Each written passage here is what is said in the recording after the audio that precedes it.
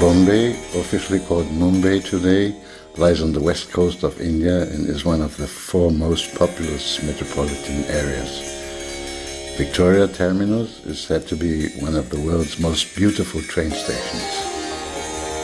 We enjoy the sea breeze under the triumphal arch of the Gateway of India, the famous building erected to commemorate the landing of King George V and Queen Mary when they visited India in 1911. There are only a few wealthy people in Bombay. The majority lives in slums. We wonder why in this vast country so many people crowd together in such tight quarters. And the answer is jobs. Bombay is India's most important business center. After leaving the city behind us, we meet like-minded people on their Indian round trip. The landscape of the Konkan coast is rather hilly, but the unique vistas of the seaboard recompense us for all our efforts. And even if it gets increasingly hot onshore, the sea breeze makes cycling bearable. Where there are no bridges here at Digi, boats will do the job.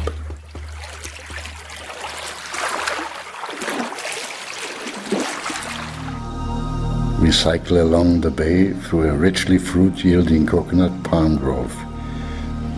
Time seems to have stopped in the nondescript villages. Today's life there does not appear to differ much from what it was a century ago. There's something Iberian about Goa. Sleepy villages shape this area's character. Summer in India lasts from March to May and is very hot and dry.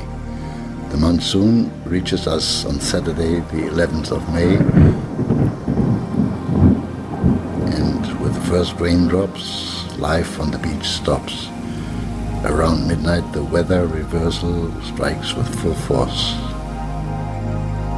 It's raining buckets for days on end. We cross stream after stream of water and are happy that at least it's not cold. The route leads closely up to the Karnataka coast, where lots of fresh green enlivens the country. At a lumber mill, we watch the elephants. They like to go for a swim after work.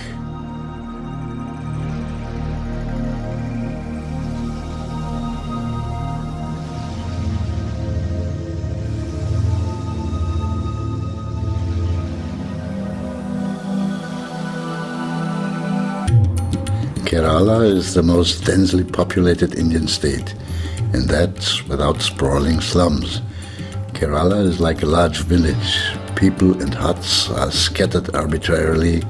There are no metropolitan areas.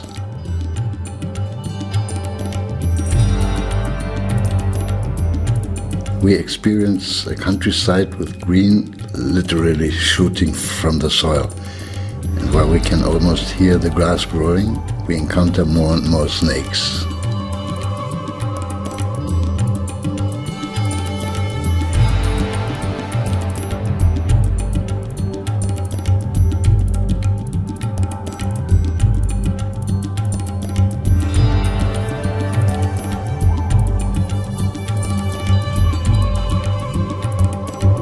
Kerala's most known beach lies near Trivandrum.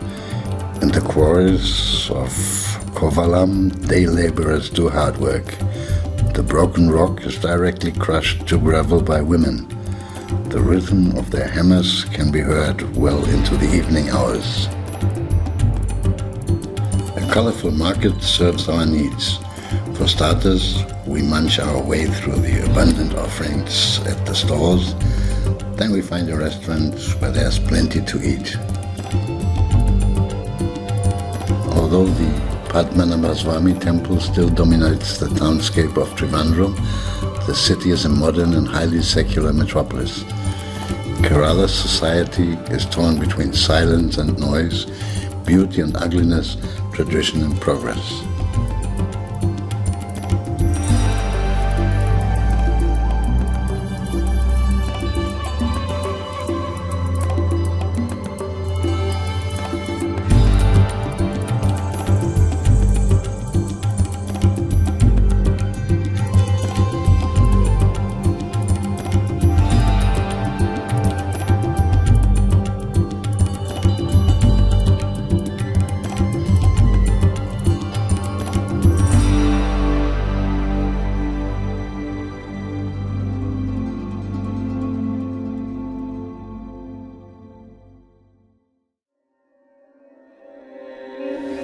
At Cape Comorin, on the southernmost tip of the subcontinent, the Indian Ocean meets the Arabian Sea and the Bay of Bengal.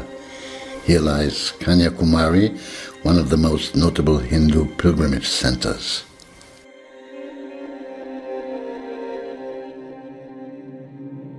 In the withered landscape of Tamil Nadu, we get a very close glimpse of life's hardships. The route to Sayalgudi is characterized by extreme drought. In contrast to Kerala's green hell, the coconut palms here appear to be leached out.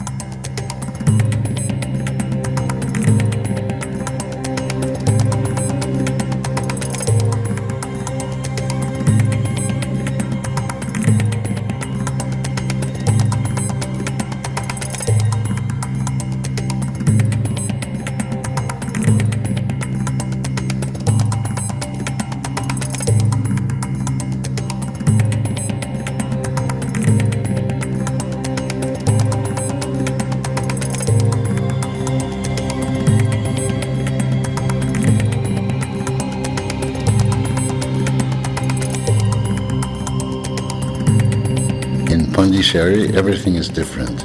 There are French restaurants, French-speaking rickshaw drivers, and the country's cleanest esplanade. Only as recently as in 1954, this former French possession became part of the Indian Union.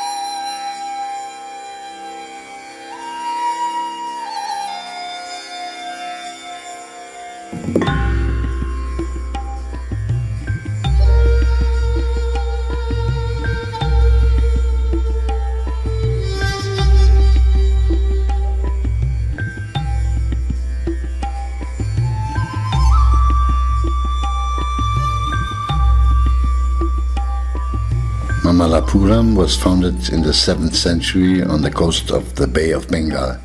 Today, the town is seen as the cradle of the Dravidian temple architecture in southern India.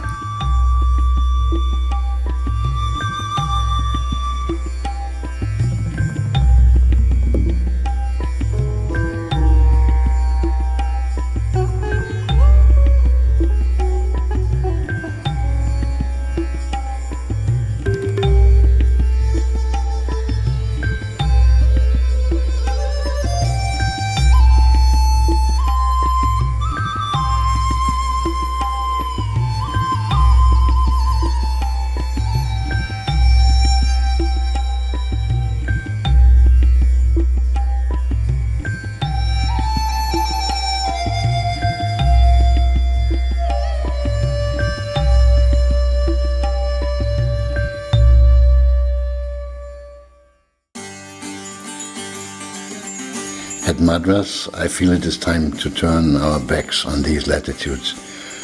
We came very close to this fantastic country, regardless of whether it were the smells which took our breaths away, or the unimaginable noise in the streets with their nerve-wracking perpetual cacophony of horns. We learned to appreciate the many cheerful encounters with people in villages and towns. For us, India is a country which really claims all senses. It turned out to be an existential experience.